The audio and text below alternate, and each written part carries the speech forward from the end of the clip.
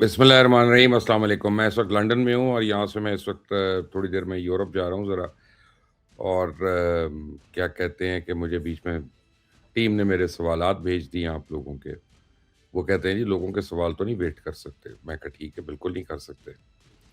तो शुरू करते हैं फ़ौरन सवालात का जो सिलसिला जो है। हसन भट्ट साहब ने इस्लामाबाद से पूछा है। वो कहते हैं अस्सलाम वालेकुम। मैं इस्लामाबाद का एक ताजिर हूँ। मैंने अस्पताल का प्लॉट एक कनाल से कुछ ज़्यादा यानी 10 करोड़ में खरीदा। जब सीडीए से डिज़ाइन की मंजूरी वगैरह के लिए गया तो मुझे बताया गया कि प्लॉट सीडीए का है ही नहीं, इसलिए कि सोसाइटी आपको फ़रोख्त करे। मैंने हाई कोर्ट में केस भी दायर किया। मेरा मानना है कि ये भी एक अवामी मसला है कि खुली मंडियों में सीडीए या रियासती जायदादें जो हैं वो इस तरह फ़रोख्त हो रही हैं और सोसाइटीज़ को मुंतकली की इजाज़त दी जा रही है। हसन भट्ट साहब, ये मसला मुझे आपका समझ में नहीं आया। जब आपने प्लॉट की खरीदारी की थी तो पूरी जांच पड़ताल की थी उसकी कि नहीं की थी? कि कहने पे ले लिया था? और फिर ठीक है, अगर सोसाइटी ने मंजूरी देनी है तो सोसाइटी से मंजूरी ले लें। यानी सीडी आपको ये तो नहीं कह रहा ना कि ये गैर कानूनी है। अब जहाँ तक प्राइस का ताल्लुक है वो तो आपने अपनी मर्जी से दी, उस पे तो किसी का जबर नहीं है। तो मुझे या तो इसमें मसला कुछ और है जो आप शायद एक्सप्लेन नहीं कर सके, लेकिन देख लें, मुझे इसमें कोई इशू नज़र नहीं आता। बहरहाल कतर से हैं जी हुमायूं बलोच, कहते हैं सर ये जो फॉरेन फंडिंग केस है, इसमें एजेंसियां और गवर्नमेंट मिलकर इमरान खान को सजा क्यों नहीं देती? हालांकि ये ओपन एंड शट केस है। बलोच साहब, इसमें तो कोई शक ही नहीं है कि ये ओपन एंड शट केस है। ना सिर्फ पीटीआई बल्कि एक और उसमें बड़ा गलत काम हुआ है कि शौकत खानम के लिए जो फंड्स आते रहे उनकी मुंतकली जो है पीटीआई के फंड्स में होती रही। ये इंतहाई गैर कानूनी काम है और अनलेस एंड अनटिल उन लोगों का एफिडेविट हो उस ज़माने का जिस वक्त भेजी है उस वक्त, और वो मेरा ख्याल है कि लोकल हाई कमीशन से अटेस्ट होके आएगा। ये आना था कि जनाब ये रकम हम दे रहे हैं, हम दे शौकत खानम के फंड में रहे हैं, लेकिन इसका जैसे मर्जी आप इस्तेमाल करें, हमें पूछे बगैर बताए बगैर, तो फिर हो सकता है, फिर तो ठीक है। वरना यस यू आर राइट, ये एंडेड केस है, ओपन एंड शट केस है। I am sorry. और इसमें भाम तो नहीं है, मुझे तो नहीं है कम अज़ कम। लतीफ़ खोकर है लाहौर से। सर, जो खबरें आ रही हैं कि पाकिस्तान इज़राइल के साथ मिलकर फ़लस्तीन के खिलाफ लड़ेगा, इसमें कितना सच है? खुदा का खौफ कर खोकर साहब, क्या हो गया? आप तो खोकर तो बड़े सियाने होते हैं माशाल्लाह। तो आपने ये कैसे सोच लिया? पाकिस्तान इज़राइल के साथ तो लड़ सकता है, इज़राइल के साथ मिलकर नहीं लड़ सकता। हाँ, एक जगह शायद हम लोग एक साइड पे लड़े हैं, वो जब अज़रबैजान और ये आर्मीनिया की लड़ाई हो रही थी, वहाँ पे शायद थे हम साथ, या कम से कम ऑन पेपर तो थे। तो वैसे तो कोई चांस नहीं है, बिल्कुल भी नहीं, और वो भी फ़लस्तीन के खिलाफ। यार को अक्ल को हाथ मारें यार, खुदा के लिए। लाला मूसा से इफ्तिखार साहब है, कहते हैं सर रावलपिंडी में जो प्रोटेक्टर ऑफिस बना हुआ है, इस पर एक वीडियो बनाएं। वहाँ कोई भी बंदा प्रोटेक्टर करवाने चाहता है तो इससे सनदों का पूछने लग जाते हैं। अगर कोई मार्केटिंग हेड है तो उस पास सनद कहाँ से आई? कंपनी वीज़ा देते हुए एक्सपीरियंस नहीं मांगती, लेकिन ये 4-4 साल का एक्सपीरियंस मांगते हैं। लोगों के साथ हमेशा से यही कर रहे हैं। गलत होगा, इसमें ज़रूर होगा अपना इफ्तिखार। और हमारे तो ऊपर नीचे दाएँ बाएँ हर तरफ जो है वो रिश्वत का बाज़ार गर्म है और लोगों ने अपने तरीके निकाले होते हैं वहाँ से पैसे खाने के। लेकिन एट द सेम टाइम जो मसाइल हुए हुए हैं, जैसे आपने वज़ीर दाखिला मोहसिन नकवी साहब की कुछ अरसा पहले एक प्रेस कॉन्फ्रेंस सुनी होगी, जिसमें उन्होंने कहा था हम सख्ती ज़्यादा करेंगे क्योंकि लोग जाते हैं पाकिस्तान का नाम बदनाम करते हैं, बाहर जाते हैं मुख्तलिफ वीज़ों पे, भीख मांगना शुरू हो जाते हैं। हमारे बड़ी मुश्किल हो गई है इस पे, हमें वीज़े बंद हो गए हैं कई मुल्कों के। तो ठीक है, थोड़ी तंगी है, लेकिन मेरा ख़्याल है कि जब तक ये सिलसिला ख़त्म नहीं हो जाता अगले साल 6 महीने तक थोड़ी तकलीफ़ तो रहेगी है। लेकिन ये आपकी बात जायज़ है कि हमें वहाँ पे या हमारी टीम के किसी बंदे को जाना चाहिए, चेक करना चाहिए कि वो जायज़ सवाल कर रहे हैं कि नाजायज़ तंग कर रहे हैं। ये भी होना चाहिए, ये कर लेते हैं। ملک محمد زاہد ہے لاہور سے، کہتے ہیں جی حکومت پنجاب سے ایک اپیل کرے ہماری طرف سے کہ سال میں صرف 100 یا 150 دن اسکول کھلتے ہیں، تقریباً 200 دن بند رہتے ہیں، تو اس میں پرائیویٹ اسکول والے پوری فیس وصول کرتے ہیں۔ اس وجہ سے ہم غریب لوگ بچوں کو صحیح طرح ایجوکیشن نہیں دے سکتے۔ برائے مہربانی حکومت پنجاب سے اپیل کریں کہ جب اسکول بند ہوں گے تو اسکول کی فیس بھی آدھی وصول کریں، ہم آپ کے شکر گزار ہوں۔ زاہد صاحب، یہ بڑا ہی دیرینہ مسئلہ ہے، یہ کوئی نیا مسئلہ نہیں ہے۔ یہ تو جب میرے بچے پڑھ رہے تھے نا اسکولز میں، تب بھی یہ ہو رہا تھا۔ پرابلم یہ ہے کہ سرکار کا جو اسکولز کا نیٹ ورک ہے وہ ختم ہو چکا ہے، وہ کچرا بن چکا ہے۔ بلکہ یہاں تک کہ گورنمنٹ تو یہ کرتی ہے کہ پرائیویٹ لوگوں کو گورنمنٹ اسکولز اڈاپٹ کروا دیتی ہے کہ جی آپ اس کو چلائیں، آپ اس کا خرچہ کریں، ہم نہیں اس کو کر سکتے۔ تو پرائیویٹ اسکول جو ہیں اب وہ گورنمنٹ کے کنٹرول میں نہیں ہیں۔ اور دوسری بات یہ ہے کہ in defence of the private schools, وہ ان کے خرچے تو اسی طرح ہو رہے ہوتے ہیں، ان کے بل بھی اسی طرح آ رہے ہوتے ہیں، چلے کم ہوں گے لیکن آتے ہیں۔ ٹیچرز کو بھی اور ایڈمن سٹاف کو بھی پے دے رہے ہوتے ہیں۔ شاید کئی جگہوں پہ یہ کمپلینٹ ہے کہ ٹیچرز کو ہاف پے دیتے ہیں۔ تو یہ گورنمنٹ کو ضرور ریگولیٹ کرنا چاہیے، دونوں سائڈ سے تو نہیں وہ لوٹ سکتے۔ اچھا، پھر چھٹیوں میں ایک اور مسئلہ ہوتا ہے جو مجھے ہوتا تھا جب میرے بچے اسکول گوئنگ تھے، کہ یہ چھٹیوں کی فیس ایڈوانس میں لیتے تھے، یعنی بعد میں نہیں۔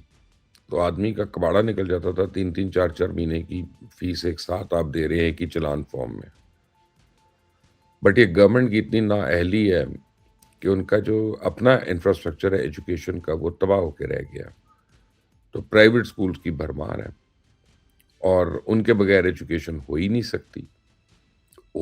سکتی۔ اگر پرائیویٹ اسکول نہ ہوں تو پاکستان میں کوئی اپنا بچہ نہیں پڑھا سکے گا۔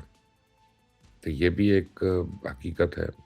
اب اس میں اگر ان کے ہاتھوں بلیک میل ہونا ہے تو پھر ایک ہی چیز سمجھ آتی ہے، وہ بچپن میں ہم سنتے تھے کہ تعلیم بہت اچھا کاروبار ہے، یہ تعلیم ہے تو وہ کاروبار تو بن گیا، اب کیا کریں اس پہ۔ طارق محبوب ہے راولپنڈی سے، کہتے ہیں جی پرائیویٹ میڈیکل کالجز کی فیس انتہا کو پہنچ رہی ہے۔ وفاقی حکومت نے پی ایم ڈی سی کو مشورہ دیا ہے کہ وہ اپنی فیس 1.89 ملین فی سال تک محدود کرے، اور پی ایم ڈی سی نے ہدایات کے مطابق ایسا ہی کیا۔ کچھ کالجز نے ان کے مشورے کو قبول کیا، جبکہ کچھ کالج طلباء کو 2.59 ملین جمع کرنے پہ مجبور کر رہے ہیں۔ آپ اس تجویز کو وفاقی حکومت کو دیں، وہ بڑی قدر کے ساتھ تسلیم کرے گی۔ یہ جائز آپ کی بات ہے، یہ کیا جا سکتا ہے۔ اصل میں پی ایم ڈی سی جو ہے نا وہ بالکل ایک نالائق ادارہ ہے، اس کے پاس کوئی کنٹرول نہیں ہے۔ وہ خط لکھتے ہیں، اس کے بعد چپ کر کے سو جاتے ہیں۔ لیکن یس، یہ میں پاکستان آتا ہوں، اسلام آباد میں میں ہیلتھ منسٹر سے یہ بات کرتا ہوں کہ اس کے اوپر ریگولیٹ کیا جائے اور اس کو بھرپور طریقے سے انفورس کیا جائے۔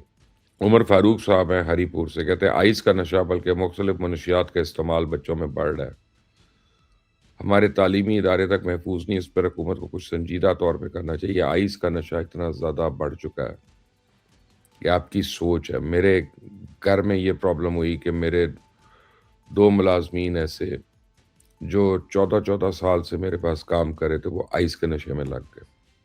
پتہ نہیں، مجھے تو نہیں پتا تھا، نہ پتہ چلا۔ اور اس میں کیا ہوا کہ آبویسلی ایک ملازم کی تنخواہ کتنی ہو سکتی ہے اور کتنی وہ آرام سے نشہ کر سکتا ہے، تو پھر وہ گھر کی چیزیں بیچنا شروع ہو جاتے ہیں۔ اور جب تک آپ کو احساس ہوتا ہے کہ فلاں چیز غائب تو فلاں چیز غائب، کیونکہ قیمتی اشیاء جو ہیں وہ سامنے تو ہوتی نہیں ہیں اور استعمال میں بھی نہیں ہوتی روزمرہ کے، تو تب تک بڑی دیر ہو گئی ہوتی ہے۔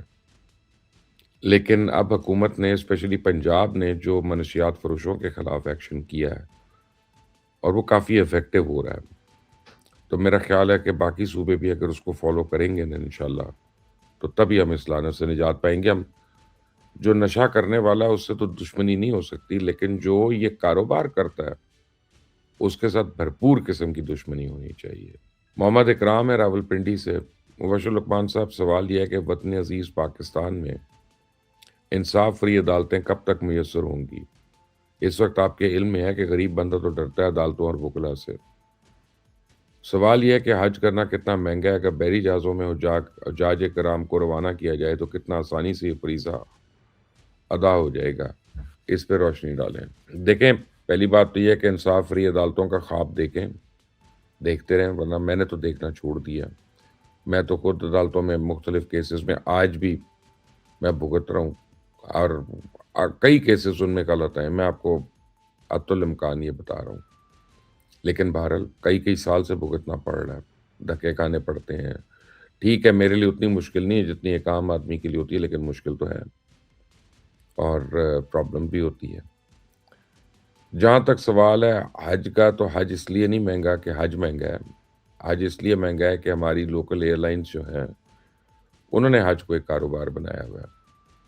इंडिया से जो हाजी जाता है उसके कम खर्चा होता है। पाकिस्तान के हाजी का पता नहीं उससे कितना ज़्यादा खर्चा होता है। तो बहरी जहाज़ों पे हो सकता है, पीएनएसई कर सकती है ये, और ये आपकी तजवीज़ अच्छी है, कोई गलत नहीं है। अम, इस पे भी मैं आगे आपकी रिकमेंडेशंस भेजता हूँ कि कुछ हो सके तो गवर्नमेंट करे इस पे। मोहम्मद कामरान है इस्लामाबाद से, क्या नवाज शरीफ फैमिली और जरदारी फैमिली ने करप्शन की है, और क्या इस मुल्क पाकिस्तान के नसीब में कोई चाइना जैसा लीडर आ सकता है जो इस मुल्क को दीगर ममालिक की तरह तरक्कियों के मनाजिर तक ले जाए, या हम सारी ज़िंदगी इसी तरह ज़लील होते रहेंगे महंगाई और करप्शन के ज़रिए? ये भी वो फ्री अदालतों का, इंसाफ फ्री अदालतों की तरह का एक ख्वाब है। करप्शन तो अब लोग करप्शन समझते ही नहीं है पाकिस्तान में। वो उसको अपना हक समझते हैं और जायज़ समझते हैं, और फिर वो बहाने बनाते हैं कि जी देखें, हमारे तो खर्चे नहीं पूरे हो रहे, हमारा तो ये नहीं होता, अगर ये ना करें तो आप देखें महंगाई कितनी है। बहरहाल जस्टिफाई तो करते हैं अपनी करप्शन को। जहाँ तक प्रॉब्लम है पाकिस्तान का, तो मैं आपको बताऊँ कि पाकिस्तान का असल मसला जो है वो इनकॉम्पिटेंस है, कि मेरिट के बगैर जब लोगों की पोस्टिंग्स होती हैं, अपॉइंटमेंट्स होती हैं, प्रमोशंस होती हैं, तो उनके जो फैसले हैं वो बहुत दूर तक नुकसानात पहुँचाते हैं। और करप्शन को तो मैं कभी आपको वाक़या सुनाऊँगा। महातिर ने एक दफ़ा इमरान खान को क्या कहा, मैं था वहाँ पे, इमरान ने उसको इनवाइट किया हुआ था। तो महातिर ने कहा कि I have used corruption to build Malaysia. लेकिन वो एक बड़ी साइंस थी, वो फिर किसी वीलॉग में इंशाल्लाह मैं आप लोगों को बताऊँगा। लेकिन असल मसला इनकॉम्पिटेंस है पाकिस्तान का, और ये महातिर ने भी कहा था, ये मैं भी मानता हूँ। आप देखें कि हर तरफ इनकॉम्पिटेंस है। सरकार क्या, गैर सरकारी क्या, नीम सरकारी क्या, प्राइवेट क्या, हर जगह पे छोटे-छोटे बौने जो हैं, वो कद-आवर्दियों की जगह पे बैठे हुए हैं, और फिर उनसे काम नहीं होता। यही राय है। आप मुझे बताइएगा अपना। इस चैनल को सब्सक्राइब करें, बेल आइकॉन को प्रेस करें। अंटिल द नेक्स्ट टाइम, अल्लाह हाफ़िज़।